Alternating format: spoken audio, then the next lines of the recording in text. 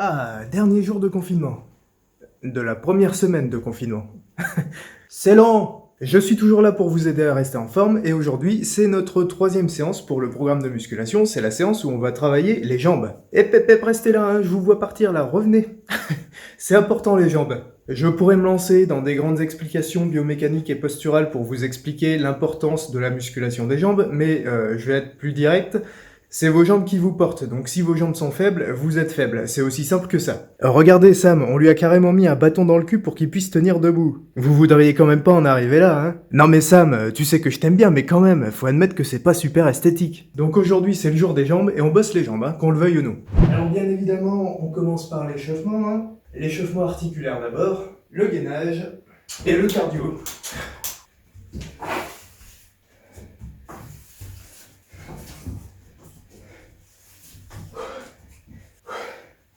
Ménage athlétique.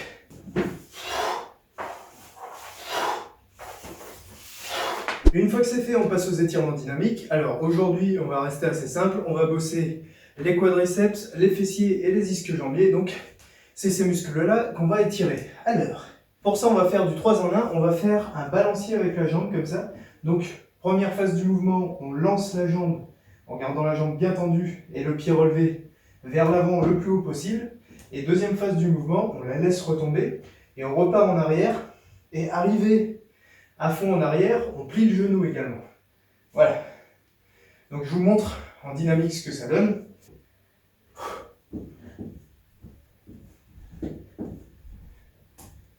Donc là, sur la première phase du mouvement, vous devez sentir que ça vient tirer à l'arrière de la cuisse. On étire les ischios et un petit peu les fessiers. Et sur la deuxième phase du mouvement, quand vous arrivez à fond et que vous repliez le genou, vous devez sentir que ça vient tirer à l'avant de la cuisse dans les quadriceps. Donc voilà, on va faire ça des deux côtés pendant une dizaine de secondes. Et notez aussi que mon bassin et mes lombaires suivent le mouvement, c'est-à-dire qu'ici je fais le dos rond et là je cambre. Il ne faut pas rester droit comme un i, il faut être souple et il faut que la colonne vertébrale suive.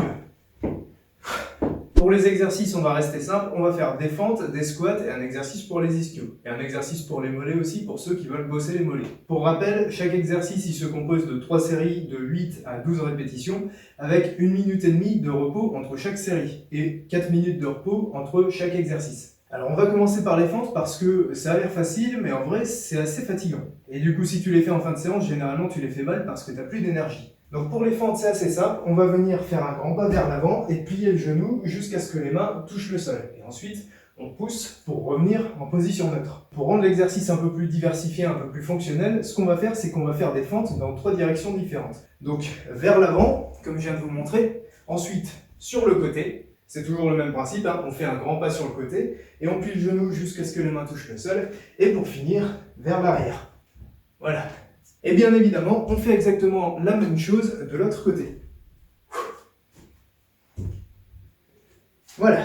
Donc là, à chaque série, vous faites 4 de chaque pour chaque jambe. C'est-à-dire qu'on va faire tac, tac et tac 4 fois, et idem de l'autre côté, 4 fois chaque fente. Si c'est la première fois que vous le faites, faites-le sans poids et concentrez-vous pour faire l'exercice proprement. Si ça devient facile à le faire sans poids, eh ben, rajoutez des poids dans les mains comme ceci. Un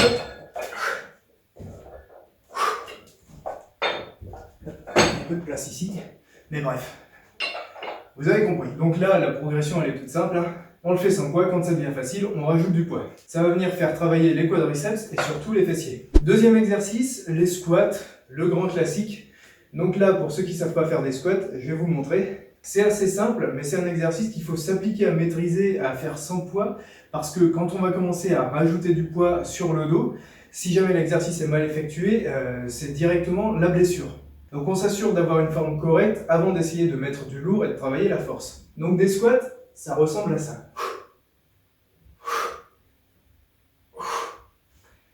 Alors, on commence en position debout avec les pieds écartés à peu près de la largeur des épaules. Ensuite, première chose qu'on va faire, c'est cambrer le dos. Donc, sortir les fesses comme ça. Donc, vous devez poser votre main dans le dos et sentir que quand vous sortez les fesses comme ça, il y a 2 muscles qui se contractent dans le dos, 2 gros boudins. Si c'est le cas, c'est que vous faites bien le mouvement.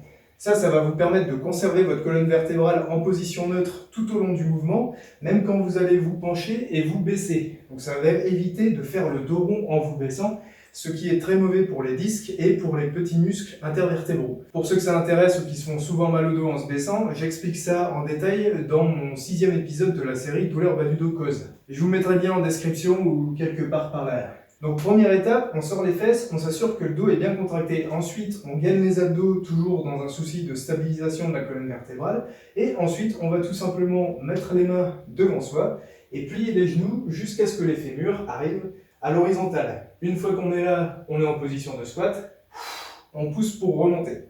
Et on répète l'exercice. 3 séries de 8 à 12 à répétition. Commencez d'abord sans poids et à vous appliquer sur la forme. Et une fois que ça devient facile, on va pouvoir progresser. La manière la plus simple de rendre l'exercice plus difficile, c'est tout simplement de prendre des poids dans vos mains.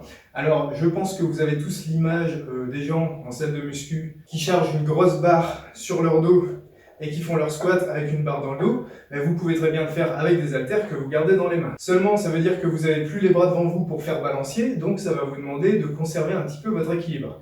Donc il faut bien maîtriser la forme sans les poids pour pouvoir le faire correctement avec les poids. Mais globalement, c'est exactement la même chose, on vient chercher et on redresse. Tout en contractant bien le dos. Vous voyez que quand je suis dans cette position-là, mon dos reste cambré, il n'est pas comme ça.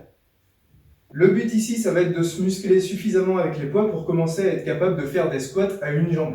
Alors des squats à une jambe, il y en a plein de variations différentes. Je ne vais pas vous les montrer aujourd'hui, je vais plutôt vous montrer la version de départ qui va vous permettre de débloquer plus tard d'autres formes de squats à une jambe. Les squats à une jambe, ça a 2 avantages. Le premier, c'est que ça va vous permettre de fournir le même effort au niveau des muscles des cuisses et des fessiers que des squats à 2 jambes, mais en vous chargeant moins le dos. Par exemple, moi je fais 75 kg, si je vais faire des squats en me chargeant avec une barre de 125 kg, ça va faire des squats, mes jambes vont devoir lever 200 kg, soit 100 kg par jambe. Si je fais des squats sur une seule jambe, comme je fais déjà 75 kg, ma jambe va déjà porter 75 kg. Et ensuite, il ne me reste plus qu'à prendre 25 kg de poids dans les mains et ça fait une charge de 100 kg par jambe. Mais au final, je ne me suis chargé que de 25 kg. Comparé aux 125 kg que je dois mettre sur ma colonne pour obtenir le même résultat avec des squats à 2 jambes. On passe d'une charge de 125 kg à une charge de 25 kg pour le même résultat. Et quand tu as 125 kg sur le dos, le moindre défaut dans ton exercice peut vite se transformer en blessure. Donc autant prendre les bonnes habitudes tout de suite et apprendre à faire des squats à une jambe le plus vite possible. Le deuxième point important, c'est que quand on est sur 2 jambes, on est stable. C'est facile de rester stable sur 2 jambes. Par contre, sur une jambe, ça demande de travailler l'équilibre et ça demande aussi de faire travailler les muscles stabilisateurs du genou et de la hanche. Donc ça va vous renforcer bien plus et de manière bien plus efficace que des squats à 2 jambes. Avec des squats à 2 jambes, tu travailles purement la force des quadriceps et des fessiers, alors qu'avec des squats à une jambe, tu vas travailler la force de tes membres inférieurs dans leur globalité. Et avoir des jambes fortes et fortes dans tout un tas de mouvements et de configurations différents, c'est très important. Donc pour commencer les squats à une jambe, le plus simple, c'est de prendre un support, ça peut être une chaise, une table basse, une boîte, peu importe, du moment que c'est suffisamment solide pour que vous puissiez grimper dessus, et du moment que, quand vous posez le pied dessus, votre fémur est à l'horizontale. Et donc là, c'est tout bête, on va simplement monter sur la chaise comme ça, et en levant le genou opposé. Comme ça. Une fois que ça devient facile, vous vous lestez. Et pour garder l'exercice dynamique, ce qu'on va faire, c'est qu'en même temps qu'on se lève, on va venir lever le genou opposé et le bras opposé. Donc on va faire ça comme ça. Je vous montre.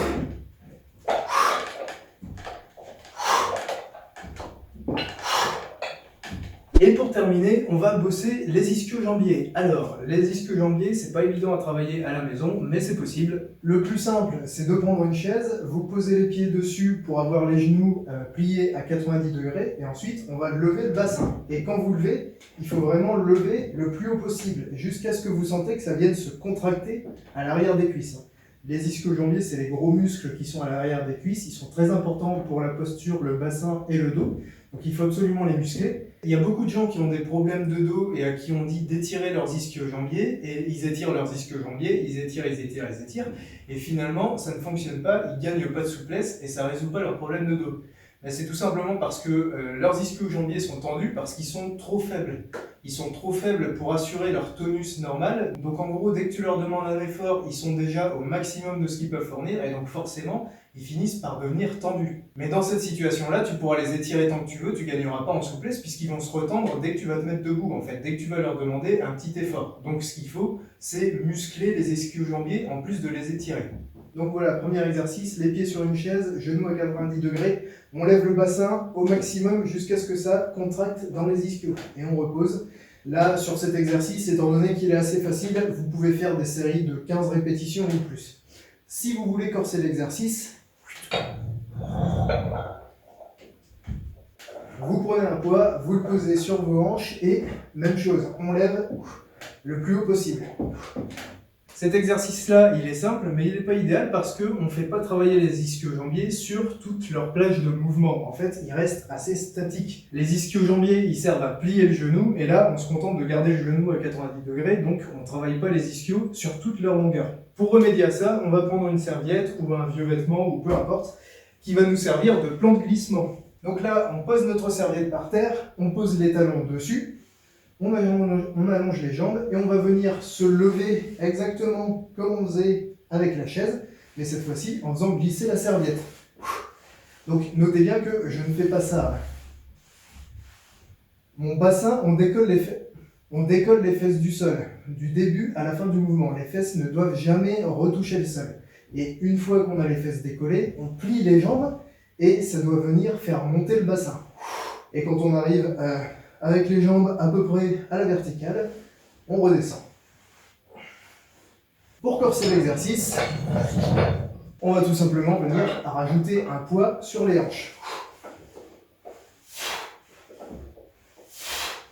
La deuxième solution, ça va être de venir faire des pompes pour les ischio-jambiers, je crois que c'est comme ça que ça s'appelle. En gros, le principe, c'est qu'on va venir se mettre à genoux et caler nos pieds sous un support solide. Là, j'utilise la serviette pour me protéger les genoux, parce que mettre tout son poids sur les genoux, sur le parquet, ça peut vite devenir très douloureux. Et d'ailleurs, c'est pas recommandé, ça peut créer des pathologies de genoux, donc pensez à mettre un petit coussin, une serviette ou une petite mousse en dessous de vos genoux si vous faites des exercices où les genoux touchent le sol. Et donc, on cale nos pieds sous quelque chose de lourd et on va tout simplement venir s'allonger vers l'avant, juste en se retenant avec les pieds.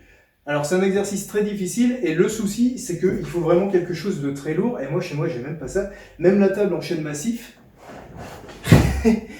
elle se soulève quand je fais l'exercice et j'ai rien d'assez lourd à mettre dessus pour qu'elle se retienne. Donc si vous avez de quoi, vous pouvez faire cet exercice là, c'est le meilleur exercice pour les ischios au poids du corps, mais il faut avoir de quoi. Autre méthode, si vous avez des élastiques, l'avantage de ce genre d'élastique, c'est qu'on peut les accrocher à peu près n'importe où. Il suffit de les passer autour d'une barre ou peu importe, et ensuite de faire ça, et chlac. Notre élastique est accroché, on peut s'en servir. On peut se servir d'à peu près tout ce qui a une forme de barre et qui est suffisamment lourd comme point d'attache. Donc si vous réussissez à trouver un point d'attache qui soit bas près du sol pour vos élastiques, comme par exemple le pied d'une table, vous l'enroulez autour, vous vous mettez sur les genoux, et ensuite vous allez passer votre pied dedans, comme ça. Pour avoir une meilleure prise sur l'élastique, pour éviter qu'il glisse quand vous allez faire l'exercice, vous pouvez venir le crocheter avec votre pied. Et ensuite, vous vous allongez sur le ventre, vous mettez l'élastique en tension et vous pliez la jambe. Je te jure. Bon, et après vous traînez votre table dans toute la maison. Encore une fois, il faut avoir un support solide et un point bas sur lequel accrocher votre élastique, mais c'est parfaitement faisable et ça fonctionne bien. Pourtant, elle fait facilement 150 kg, mais... Alors, pour finir, le dernier exercice, ça va être pour les mollets. Alors, c'est plus esthétique qu'autre chose, c'est pas vraiment un exercice qui est nécessaire pour avoir une musculature équilibrée. Et voilà, si vous bossez fort les jambes et que vous avez des grosses cuisses et puis des petits mollets tout fins, vous avez l'air un petit peu ridicule. Vous avez l'effet jambe de coq. Pour bosser les mollets, ça va être tout simple. Il suffit simplement de venir se tenir bien droit. Ça peut être un exercice de posture au passage. On tire les épaules en arrière, on baisse les épaules, on monte la tête haut vers le plafond, on sort un peu la poitrine, on gagne les abdominaux et le dos, et ensuite, on se met sur la pointe des pieds, tout simplement. Et on va répéter ça des dizaines et des dizaines et des dizaines de fois. Pour rendre l'exercice plus difficile et gagner en force et en volume plus vite, évidemment, on va se charger avec des poids. Voilà. Voilà comment on travaille les mollets. Il n'y a pas vraiment d'autres, enfin en tout cas à ma connaissance, il n'y a pas d'autres méthodes. Une fois que vous avez fait ça, la séance est terminée et la semaine d'entraînement est terminée aussi. Vous pouvez prendre les jours de la semaine qui restent pour vous reposer. Donc je rappelle que ce programme, il s'étale sur 7 jours. Le premier jour, on a fait les séances de push, tout ce qui est pectoraux, triceps, épaules. Le deuxième jour, repos et étirement. Le troisième jour, les séances de pull, donc le dos, le haut du dos et les biceps. Le quatrième jour, les étirements qui correspondent. Aujourd'hui, les jambes. Et demain, je vous présenterai les étirements qui correspondent à cette séance pour les jambes.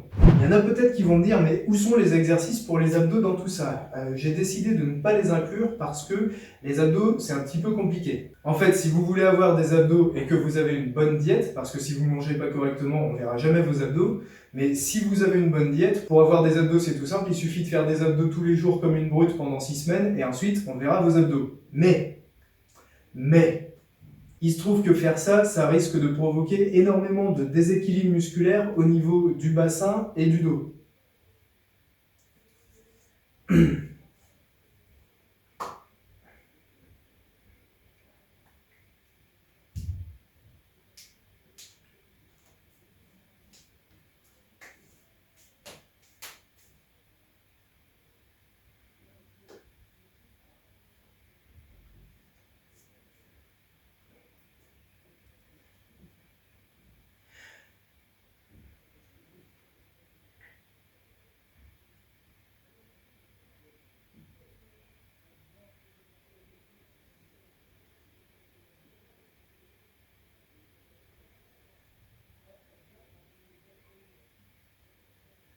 Voilà, donc faire des abdos, ça ne se fait pas n'importe comment. Donc voilà, donc faire des abdos, ça ne se fait pas n'importe comment. Je vous en parle. Voilà, donc faire des abdos, ça ne se fait pas n'importe comment. Je vais en parler dans mes 2 prochaines vidéos sur... Voilà, donc faire des abdos, ça ne se fait pas n'importe comment. Chez beaucoup de gens, ça risque d'être plus... Voilà, donc faire des abdos, ça ne se fait pas n'importe comment. Chez beaucoup de gens, ça risque d'être plus néfaste qu'autre chose parce qu'ils doivent commencer à renforcer d'abord les muscles profonds des abdominaux et du bassin, à faire des exercices de respiration, de renforcement du transverse, de renforcement du périnée, etc., etc. Et ensuite, les abdos, ils travaillent en synergie avec les muscles des lombaires, le droit fémoral, les ischio-jambiers, les fessiers et le psoas pour l'équilibre du bassin et de la colonne lombaire. Donc avant de faire des abdos, il est aussi bon de tester cet équilibre musculaire-là, donc de tester la force et la souplesse de tous ces muscles-là, pour voir s'il n'y a pas d'autres muscles à venir travailler avant de faire les abdos. Et ça va me prendre beaucoup trop de temps à vous expliquer pour des vidéos que je sors tous les jours en flux tendu, et en plus, je vais en parler dans mes 2 prochains épisodes de la série Douleur bas du dos cause. L'épisode 8 et l'épisode 9 vont parler de ça. Donc pour bosser les abdos, je vais juste vous donner les grandes lignes tout de suite et pour les détails, je vous sortirai d'autres vidéos plus tard. Si vous voulez voir des résultats rapidement avec les abdos, ce que je vous conseille, c'est de faire une séance d'abdos après chaque séance de musculation, ce qui peut être assez épuisant, hein, je vous préviens. On ne fait pas une bonne séance d'abdos si on ne travaille pas les obliques et les lombaires, les muscles antagonistes des abdominaux. Donc, pour une bonne séance d'abdos, il faut travailler le grand droit. C'est le muscle qui permet de faire les crunchs classiques comme ça, mais il faut également travailler les obliques, donc par exemple en faisant des crunchs sur le côté, et les lombaires en faisant du renforcement et des exercices de ce genre-là, où on va venir se poser sur une chaise et faire des relevés de jambes.